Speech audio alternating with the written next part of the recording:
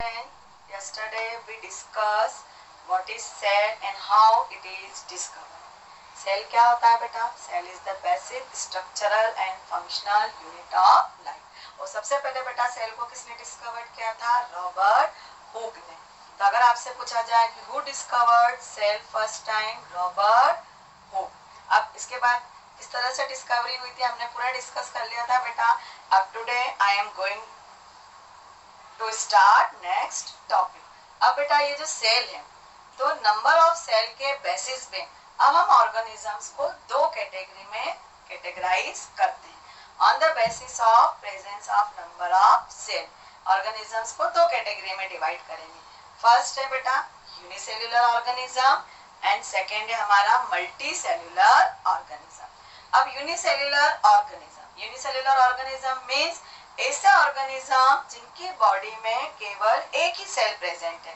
The organisms which have single cell. अब single cell है बेटा पर लिविंग तो है, तो वो सारी लाइफ प्रोसेस कैसे करेगा?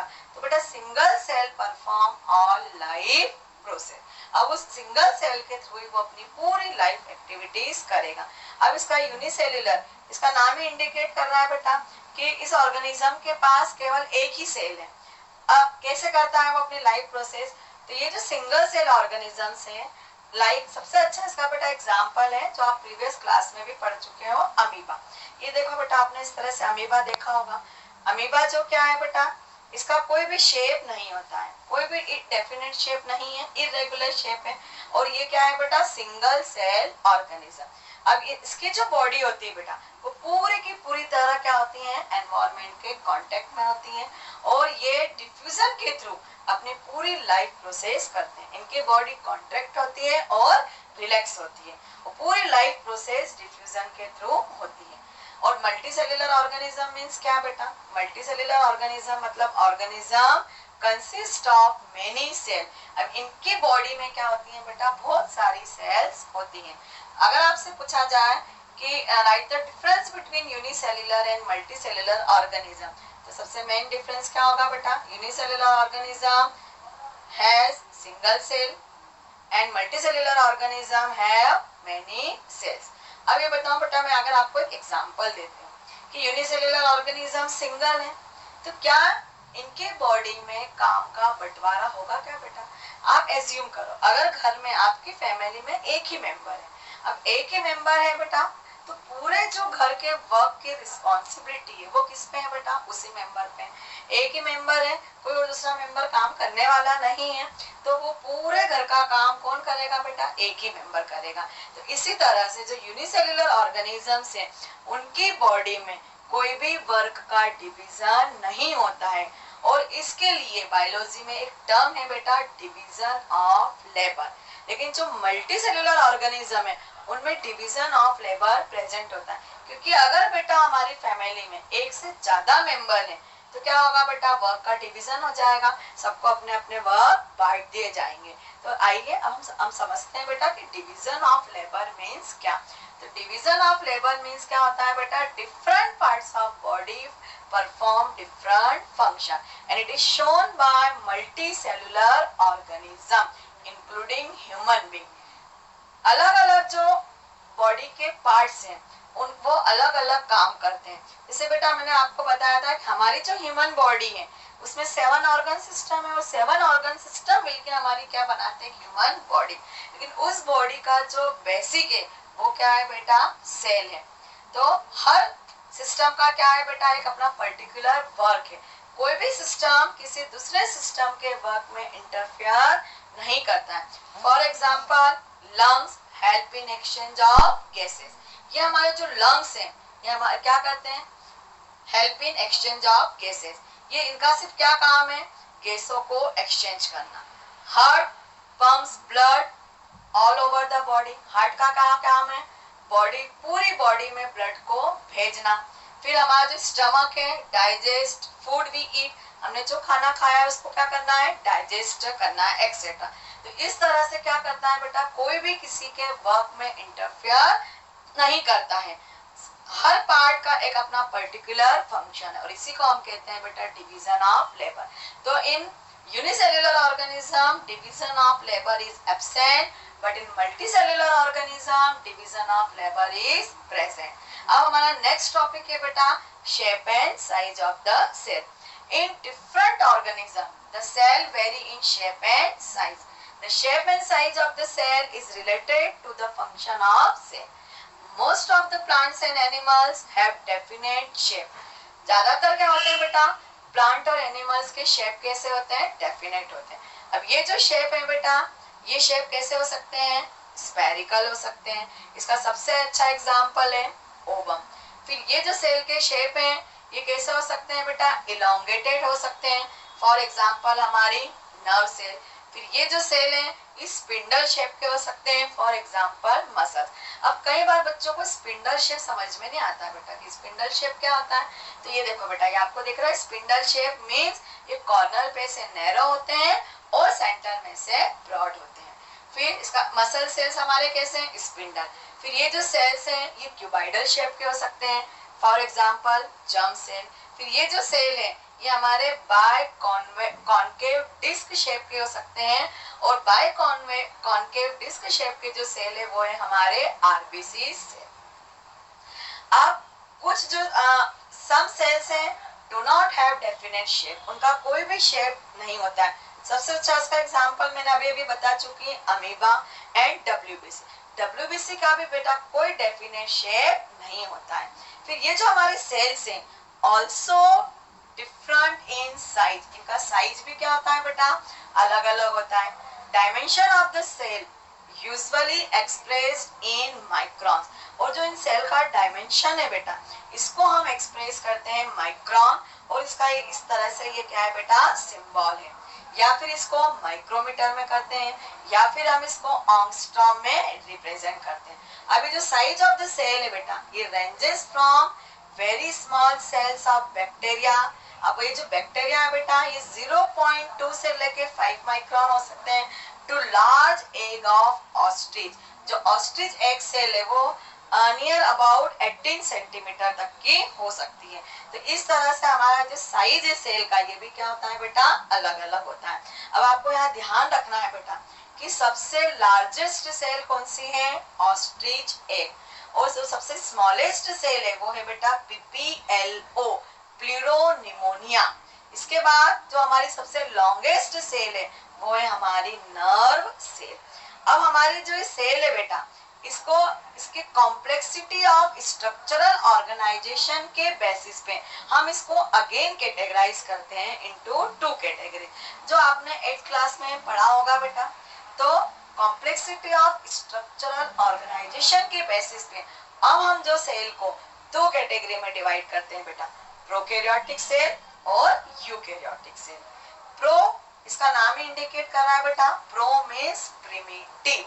प्रिमिटिव होते हैं बेटा ये आगे इनकम्प्लीट होते हैं. इनको इनकम्प्लीट क्यों बोला जाता है बेटा, क्योंकि इनमें जो है न्यूक्लियस बहुत ही पुअरली डेवलप्ड होता है, और जो न्यूक्लियस है उसमें न्यूक्लियर मेम्ब्रेन एब्सेंट होती है. फिर यूकैरियोटिक सेल, यूकैरियोटिक मींस क्या होता है बेटा, ये जो है वो है ट्रू न्यूक्लियस सेल्स हैं. इनमें जो होता है एक वेल डेवलप्ड न्यूक्लियस प्रेजेंट होता है, उसमें न्यूक्लियर मेम्ब्रेन होती है. तो प्रोकैरियोटिक का सबसे अच्छा एग्जांपल है बेटा हमारा ब्लू ग्रीन अलगी या फिर बैक्टीरिया. और यूकैरियोटिक तो बहुत सारी सेल्स हो सकती हैं बेटा. अब आपके कोर्स में ये एक और बेटा difference between prokaryotic and eukaryotic. Prokaryotic और यूकैरियोटिक में मेन डिफरेंस क्या हो गया बेटा, in prokaryotic cell lack of nuclear membrane, and but in eukaryotic cell well developed nucleus or true nucleus and nuclear membrane is present. फिर prokaryotic cell में membrane bound cell organelles absent होते हैं, but in eukaryotic cell membrane bound cell organelles present होते हैं बेटा. तो इस तरह से मैंने आपको क्या बताया बेटा, shape and size of the cell. अब ये जो सेल होंगी बेटा ये लिविंग बींग्स में होती है, और अर्थ पे 2 ही चीज लिविंग है, प्लांट्स एंड एनिमल्स. पर दोनों की बॉडी क्या सेम है बेटा, नहीं, अलग अलग. प्लांट का जो बॉडी डिजाइन है वो कैसा है, सिंपल बॉडी डिजाइन है, बट जो एनिमल्स के बॉडी डिजाइन है वो कैसा है बेटा, कॉम्प्लेक्स बॉडी डिजाइन है। तो दोनों में जो सेल्स होंगी वो भी कैसी होंगी बेटा, डिफरेंट साइज एंड शेप की होंगी। अब यहाँ बेटा हमारे कोर्स में एक एक्टिविटी है, तो आपसे अगर मैं पूछूं कि चलिए tell me the difference between plant cell and animal cell, आपको सबसे पहले उसका मेन डिफरेंस बताना पड़ेगा। तो बेटा प्लांट और एनिमल सेल में मेन डिफरेंस क्या है, आपने 8th क्लास में पढ़ चुके हैं। तो यहाँ बहुत सारे डिफरेंस बताते हैं, पर जब भी आपसे डिफरेंस पूछा जाए तो आपको सबसे मेन डिफरेंस लिखना है कि the cell wall is present only in plant cell but absent in animal cell. जो सेल वॉल है बेटा वो ओनली प्रेजेंट होती है प्लांट सेल में, और एनिमल सेल में सेल वॉल एब्सेंट होती है। अब इसके लिए बेटा हमको एक एक्टिविटी परफॉर्म करना है, हमारे कोर्स में एक एक्टिविटी। इसके लिए हम क्या करेंगे बेटा, ये मैं आपको एक्टिविटी शो कर रही हूँ। इसके लिए हम क्या करेंगे बेटा, एक ओनियन पील लेंगे। ओनियन पील मतलब क्या है बेटा, एक प्याज का छिलका लेंगे। अब इस छिलके में से हम निडल की हेल्प से इसके एक थिन थ्रेड को अलग कर लेंगे, बिल्कुल एक बारीक थ्रेड लाइक स्ट्रक्चर को हम क्या करेंगे बेटा, अलग कर लेंगे।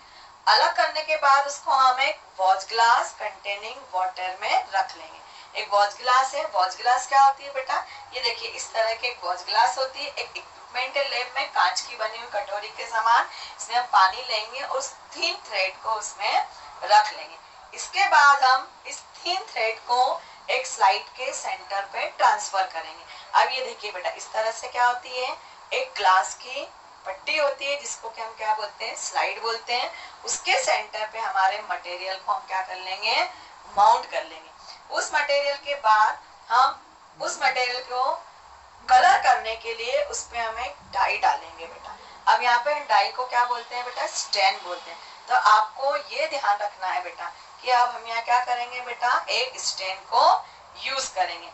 अब यहाँ फिर से आपको क्वेश्चन आएगा बेटा, हम कौन सा स्टेन यूज करेंगे बेटा, आप में से कोई बता सकता है क्या कि अगर मेरे को इसको कलर करना है तो मैं कौन सा स्टेन डालूंगी। इसमें एक स्टेन रहता है जिसको कि हम बोलते हैं सैफरनिंग। अब हमने क्या करा बेटा, हमारे मटेरियल को माउंट कर दिया at the centre of the slide. अब हम इस पे 1 ड्रॉप सैफरनिंग की डालेंगे। अभी हम ये सैफरनिंग क्यों ऐड कर रहे हैं बेटा, ताकि वो जो हमारे मटेरियल है वहाँ जो भी सेल प्रेजेंट है उसको एक बहुत अच्छा सा कलर मिल सके, क्योंकि कलर होने के कारण वो हमको इजीली और क्लियरली विजिबल हो पाएगी। इसके बाद हम उस पे बेटा 1 या 2 ड्रॉप्स डालते हैं बेटा, इस तरह का ग्लिसरीन आता है, उस ग्लिसरीन को डालते हैं। अब यहाँ फिर से क्वेश्चन आता है बेटा कि हमने ग्लिसरीन क्यों डाला। तो ग्लिसरीन क्यों डालते हैं बेटा, उसको अच्छे से माउंट करने के लिए, ताकि जो भी हमारा मटेरियल है वो अच्छे से क्या हो जाए बेटा, माउंट हो जाए। क्योंकि ग्लिसरीन कैसा होता है बेटा, विस्कस होता है, और उसको अच्छे से माउंट करने के लिए हमने ग्लिसरीन डाला। अब हमारा बेटा ह्यूमन नेचर है, हो सकता है जल्दीबाजी में से ग्लिसरीन उस स्लाइड के ऊपर ज्यादा डल गया या डुल गया, तो आप उस ग्लिसरीन को कैसे साफ करोगे, है ना। अब अगर मान लो आपने किसी बच्चे ने बोला कि मैडम कपड़े से या क्लॉथ से या रुई से साफ कर दें, तो ग्लिसरीन हमारा कैसा है, विस्कस नेचर का, आपकी पूरी की पूरी स्लाइड क्या हो जाएगी, खराब हो जाएगी। तो बेटा कभी भी इसको क्लॉथ या रुई से साफ नहीं किया जाता है। इसके लिए हमारे लैब में देखे इस तरह से एक फिल्टर पेपर आता है, तो उस फिल्टर पेपर की हेल्प से हम उसको ग्लिसरीन को विप कर देंगे, या फिर हम उसको क्लीन कर देंगे बाय टिल्टिंग द स्लाइड। हमारी स्लाइड को इस तरह से हम टिल्ट कर देंगे। ग्लिसरीन डालने के बाद एक हम छोटी सी ग्लास कवर स्लिप आती है बेटा, ये देखो इस तरह से छोटी सी राउंड ग्लास कवर स्लिप आती है, उससे हमारे मटेरियल को हम कवर कर देंगे और फिर उसको हम ऑब्जर्व करेंगे अंडर द माइक्रोस्कोप। तो इस तरह से हम क्या करेंगे बेटा, ये ओनियन पील की पूरी स्लाइड को प्रिपेयर करेंगे, और इसको हम बोलते हैं बेटा टेम्परेरी माउंटिंग ऑफ लीफ पील। ये हमारी एक्टिविटी है, मैं इसको आपको यहाँ पूरा की पूरा बेटा एक्सप्लेन कर दिया है। अभी हम स्कूल में क्लास नहीं ले पा रहे हैं, नहीं तो मैं इसको आपको लैब में ले जाके दिखा दी। ये एक्टिविटी आपको ध्यान से देखना है। अब हम इसको जब माइक्रोस्कोप के थ्रू ऑब्जर्व करेंगे तो हमको बहुत सारे सेल ऑर्गेनल्स दिखाई देंगे। तो अब ये किस तरह के सेल ऑर्गेनल्स हैं बेटा, सेल ऑर्गेनल्स क्या होते हैं वो हम नेक्स्ट वीडियो में डिस्कस करेंगे।